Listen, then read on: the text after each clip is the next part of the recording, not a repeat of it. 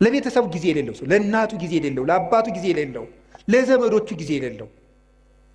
አሁን ጊዜ የለም፣ ለማንም ጊዜ አይሰጥም ሰው። ውላችሁም ገብታችሁ እንደ ዝንጀሮ ስልካችሁን ይዛችሁ ቁጭ። ዝንጀሮ ነው ይሄ። በቆሎ ይዝና አንዳንድ በቆሎ ይዞ ያምጉችላል። በቃ ግጦ ሲጨርስ በቃ እንደዚህ ነው ጊዜ።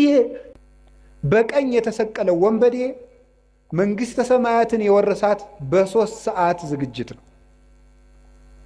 ለተጠቀመበት ሰው 3 ሰዓት መንግስተ ሰማያትን ያስገኛል። ሰላም እግዚአብሔርን መስማት የማይፈልግ ጆሮ ሁከት፣ ጦርነት፣ ብጥብጥ፣ ሞት ሊሰማ ይገባዋል።